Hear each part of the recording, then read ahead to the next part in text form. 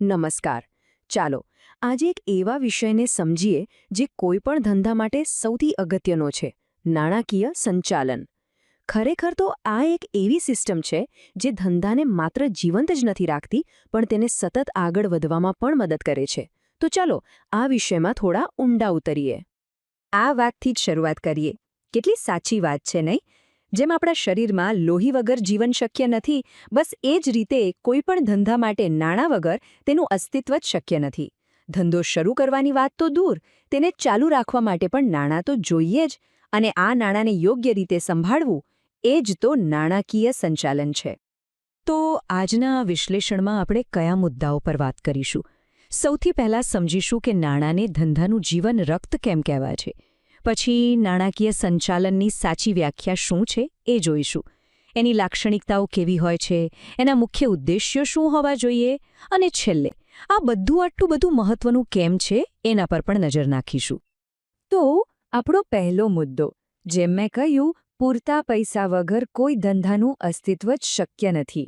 ધંધાના જે રોજે રોજના વ્યવહારો હોય છે, જેમ કે માલ ખરીદવો, પગાર ચૂકવવો, આ બધા માટે સતત નાણાંની જરૂર પડતી જ રહે છે. આ વાક્ય ઘણું બધું કહી જાય છે.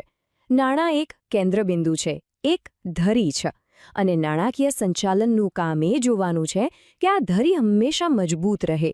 એના માટે શું કરવું પડે? તો કે પૈસાનું યોગ્ય આયોજન કરવું, તેના પર નિયંત્રણ રાખવું અને એ સુનિશ્ચિત કરવું કે પૈસાનો એવી રીતે ઉપયોગ થાય જેથી એમાંથી સારામાં સારું વળતર મળી શકે. ચાલો હવે એ સમજીએ કે નાણાકીય સંચાલન એટલે ખરેખર શું, એની વ્યાખ્યા શું છે, અને આ વિષયના જે મોટા જાણકારો છે એ લોકો આને કઈ રીતે જુએ છે. એકદમ સાદા શબ્દોમાં કહીએ ને તો ધંધામાં જે પણ નાણાકીય કામકાજ છે એનું સંચાલન કરવું એટલે જ નાણાકીય સંચાલન. આમાં પૈસાને લગતા બધા જ નિર્ણયો લેવાનો અને પછી એ નિર્ણયોને અમલમાં મૂકવાનો સમાવેશ થઈ જાય છે. હવે જુઓ, F.W. પાઇશ કેટલી સરળ પણ મુદ્દાની વાત કરે છે. એમનું કહેવું છે કે નાણાકીય સંચાલન એટલે બસ એટલું જ કે જ્યારે પણ ધંધાને પૈસાની જરૂર પડે ત્યારે એ પૈસા હાજર હોવા જોઈએ. આ એકદમ પાયાની વાત છે. આ ઉપલબ્ધતા જ ધંધાને સરળતાથી ચાલવામાં મદદ કરે છે. રેમન્ડ જે ચેમ્બર્સ આ વાતને થોડી વધારે ઊંડાણપૂર્વક સમજાવે છે. એઓ ફક્ત પૈસાની વ્યવસ્થા પર નહીં, પણ નિર્ણય લેવાની આખી પ્રક્રિયા પર ભાર મૂકે છે. એમના મતે નાણાકીય સંચાલન એટલે નિર્ણયો લેવા, એને લાગુ કરવા અને પછી એ જોવું કે નિર્ણયો બરાબર કામ કરી રહ્યા છે કે નહીં. મતલબ કે આ એક સતત ચાલતી પ્રક્રિયા છે. અને પ્રોફેસર એમ કિમ્બાલ તો આને 3 મુખ્ય કાર્યોમાં વહેંચી દે છે. પહેલું, ભંડોળ મેળવવું. બીજું, જે ભંડોળ મળ્યું છે એનો શ્રેષ્ઠ એટલે કે ઇષ્ટતમ ઉપયોગ કરવો. અને ત્રીજું, એ ભંડોળની યોગ્ય જગ્યાએ ફાળવણી કરવી. આ 3 વ્યાખ્યાઓ પરથી એક વાત સ્પષ્ટ થાય છે કે નાણાકીય સંચાલનનું કાર્યક્ષેત્ર ખૂબ જ વિશાળ છે. આ વ્યાખ્યાઓ જ આપણને આપણા આગલા વિભાગ તરફ લઈ જાય છે, નાણાકીય સંચાલનની લાક્ષણિકતાઓ. આ લાક્ષણિકતાઓ સમજવાથી આપણને તેના વિશાળ સ્વરૂપનો વધુ સારો ખ્યાલ આવશે. ચલો આ લાક્ષણિકતાઓને જરા ઝડપથી સમજી લઈએ. પહેલું, તે સંચાલનની જ એક શાખા છે.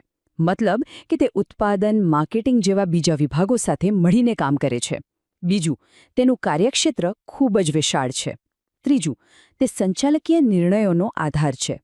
જેમ કે કોઈ નવો પ્લાન્ટ નાખવો કે નહીં, એ નિર્ણય પૈસાની ઉપલબ્ધતા પર જ આધાર રાખે છે. ચોથું, તેનો મુખ્ય હેતુ માલિકના એટલે કે શેરહોલ્ડરોના આર્થિક કલ્યાણમાં વધારો કરવાનો છે.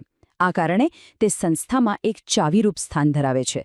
તે બીજા બધા વિસ્તારો સાથે પણ જોડાયેલું છે. અને છેલ્લે તેને મુખ્યત્વે 2 ભાગમાં વહેંચી શકાય. એક, કાયમી મૂડીનું સંચાલન અને બીજું, કાર્યશીલ મૂડીનું સંચાલન. હવે આપણે એક ખૂબ જ રસપ્રદ ચર્ચા પર આવી રહ્યા છીએ. કોઈપણ ધંધાનો કે નાણાકીય સંચાલનનો મુખ્ય ઉદ્દેશ્ય શું હોવો જોઈએ? फ्रेंड्स, इस वीडियो को पूरा देखने के लिए आज ही फ्लेक्सी टीचर ऐप सब्सक्राइब करें, जहां आपको मिलेंगे animated videos, digital books, text book solutions, notes, DPP और क्विज. और हाँ, flexi teacher app mobile, TV और कंप्यूटर पर अवेलेबल है. और अगर आपके पास इंटरनेट नहीं है तो तुरंत ऑफलाइन सेट टॉप बॉक्स के लिए संपर्क करें. Flexi teacher, the one you needed.